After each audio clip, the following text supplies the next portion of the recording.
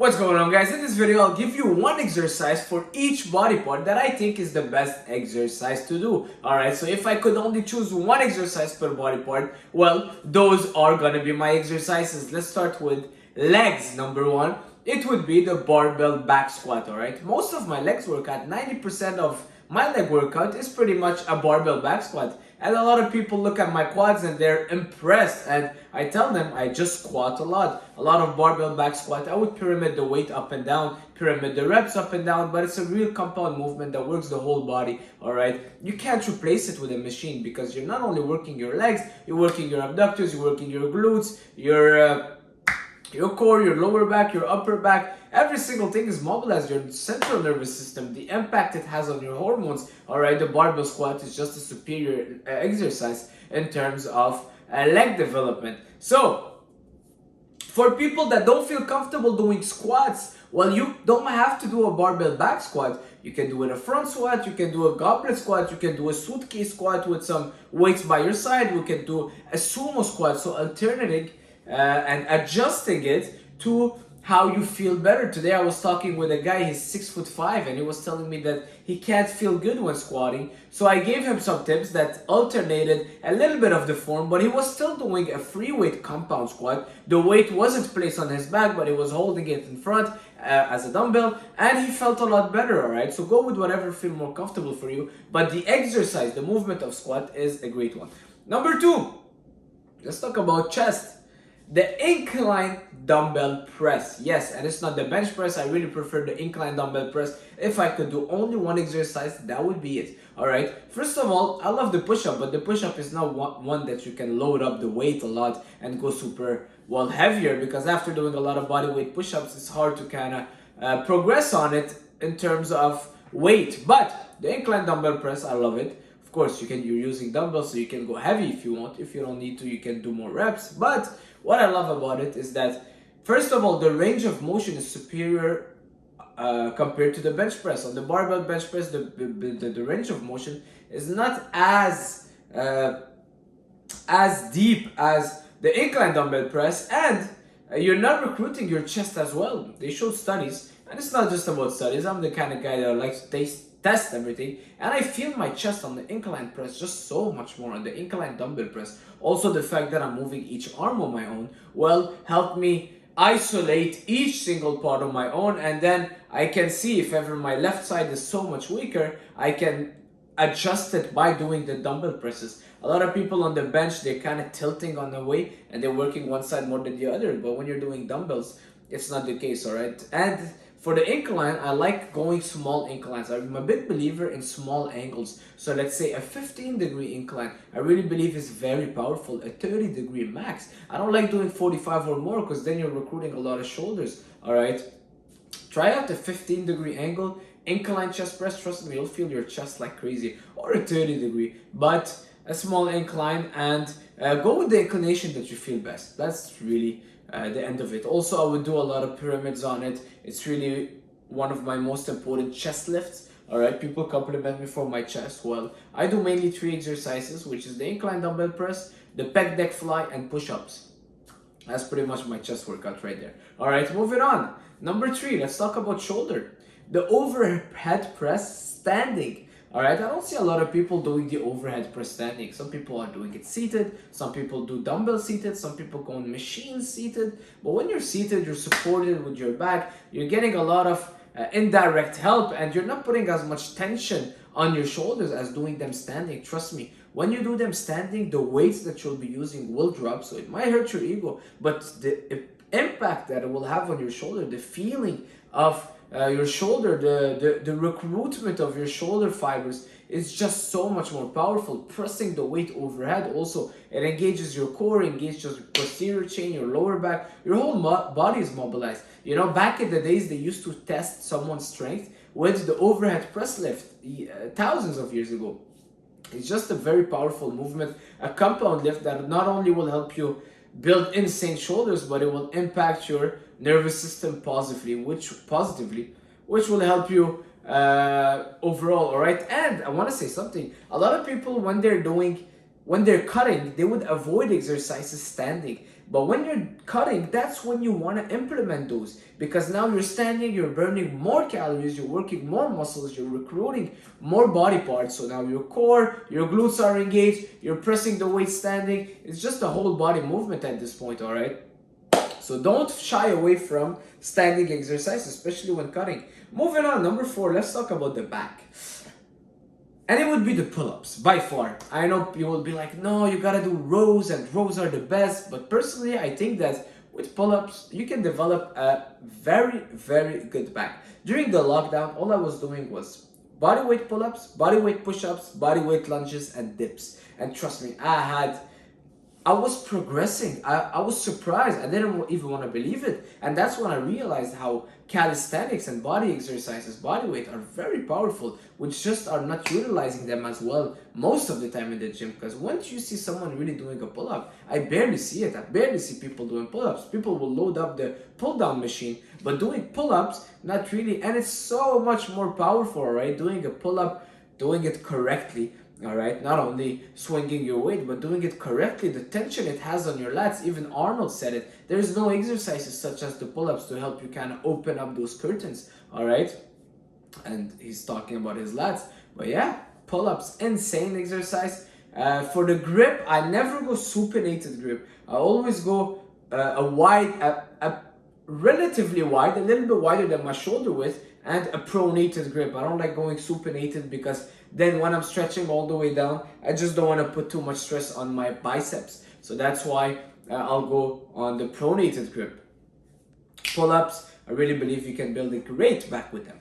Moving on. We'll cover this. Let's talk about hamstring.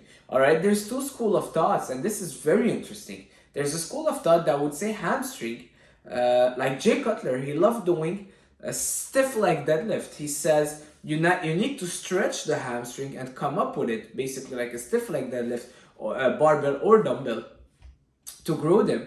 And then you have the other school of thought that really love doing things like leg curls, seated lying leg curls, really more on the machines, and they would feel their legs a lot better, or doing that lying on your stomach and having a dumbbell, grabbing it with your feet and doing a leg curl with it.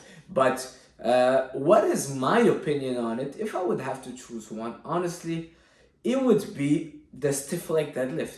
All right, I really am a big believer in free weights and in compound movements. And I really believe that free weights and compound movements are so much more powerful, and they'll give you a bigger bang for your buck. All right, machines are good to pump up blood, and they're good for beginners to grow some muscle. But after a certain point, if you're natural, I really believe that compound lifts are what will keep you going, what will impact your hormones positively, the impact on your central nervous system when you're doing a compound lift. All right, your growth hormone, your testosterone, yes, it does matter. Studies will show everything, that you just need to go to failure, but going to failure on a bench press as opposed to going to failure on a machine chest press, the impact is so much different. All right, I tried it on myself, I experienced it on myself, and I did a big experience of mostly doing machines, and now I'm in the experience of doing mostly free weights, and trust me, it's a game changer. All right, my workouts are only free weights, only compound movements, and it's leading to so much better results. Anyways, let's get back to our chickens. So I was talking about the stiff leg deadlift. The stiff leg deadlift, because it's a compound movement, because it allows you to engage your core, the hip hinge movement is very important, and the stretch that you're getting from the hamstring and coming up from the hamstring, the impact is more powerful, I believe, than a seated curl, where you're just isolating a muscle and you're curling that weight down. I really believe that you can put all the weight on there. If you're not mastering that stiff leg deadlift or stiff leg dumbbells, your hamstring will not grow. And that is why mine haven't grown. All right, you might say, well, your hamstring, we see you on Instagram, your hamstring are lacking. And it's because mostly I was prioritizing machines, and now that I'm changing it up, I'm feeling that soreness like crazy, and I'm like, whoa, my God, I have muscles that I feel that I have never felt, all right, and they are growing. So we spoke about this, we spoke about that. Let's talk about arms. Arms are a funny one, all right, because people like overcomplicate stuff. Arms is one joint. Your biceps, it's your elbow flexing, and the triceps is your elbow extending. So It doesn't matter. You twist your arm, you do this, you do that, you do this, you do that. Most of the time, it will lead to the same results, all right? So, what I would say is yes, you want it to be free weights, so avoid the machines. You know me, I'm a big fan of free weights, and it would be a dumbbell biceps curl. As simple as that. Why not barbell? Barbell would come second, but if I had to choose one, dumbbell biceps curl, supinated grip, hands facing out, palms facing out. Why? Dumbbells move each arm on its own. A lot of people have one arm weaker than the other. Second thing, dumbbell, because I feel like you're able to control the weight a lot better on the way down as opposed to a bar, all right? And a good range of motion, you know. With the dumbbell, you don't need to stop here with the bar because now the bar is touching you. But with the dumbbell, you can go back and get a good stretch. I love that exercise. I keep it simple for arms. People compliment me for my arms. Trust me, what I do for arms is the simplest of the simplest. I would do one exercise, which is like I said, together, same time dumbbell curls. I would do that and 4 or 5 sets. All right, that's pretty much it. I even go for high reps, so I'm not even pushing. But thanks to all the indirect work that my biceps are getting from all my rows and my pull-ups, my biceps are growing. For triceps, same thing. After my chest day, it will be a barbell push down on the cable. I'm not a big fan of the compound lifts for triceps. All right, that's the only place where I'm not a big fan of it. I don't know, I just don't feel it as well. I feel like my shoulder takes over. I feel like my elbows start hurting when I do all those what is it called? Easy skull crusher. All right, so I really prefer going on that cable barbell and push down, elbows in on the machine, and I'll go for reps, you know, 15, 20 reps. Just get a good pump, a good mind muscle connection, and 4 or 5 sets after my chest workout. That's pretty much it. Keep it simple and go with what you feel. All right, the goal is really finding what you feel best, and you will not grow a muscle you don't feel. So find what you feel best and progressively overload on that. You don't need to change exercises every 4 or 5 weeks. All right, everyone's changing. The other day I was arguing with a trainer who's like, you gotta shock your body and change exercises every 4 weeks, or your body will plateau and your clients will not see results. No, you use the exercises that work and you progressively overload on them. You did squats with 200 pounds 2 weeks ago, now you're doing it with 225. You're progressing. Why changing from the back squat and now going on doing a squat on the Bosu bar? It's BS. Just because it's fun. We're not here for fun. We're here for results. So, I spoke about biceps, triceps, calves. Well, calves. I'm not the biggest calves master, but I would say a calf raise. Or my friend actually showed me a standing calf, and I want to start trying that. A standing calf exercise where you hold the dumbbells and you just do your calves. It's a compound lift. Well, you're standing, you're free weight. So, it's pretty much, yeah. It's more of a free weight exercise, so I would say standing dumbbell calves. Did I cover everything? Traps, yeah, I love doing traps on the Smith machine. And I will do traps superset front and superset back. You see, your traps are in your back. A lot of people don't realize that. So when you're pulling, it's important that you do them from the back on the Smith machine. You'll feel your traps so much more. I love doing them on the Smith machine. And I've covered everything. Forearms, I don't train them. I told people I don't train them. If I have to give you one exercise for forearms, it would be a deadlift pronated grip. No, what is it called? No straps. Deadlift just like that. Pronated, double pronated grip. All right. Underhand, if you call it.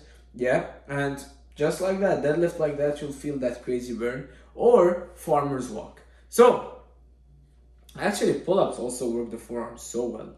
And that's pretty much it. I don't work my forearms, but I was always blessed with good forearms.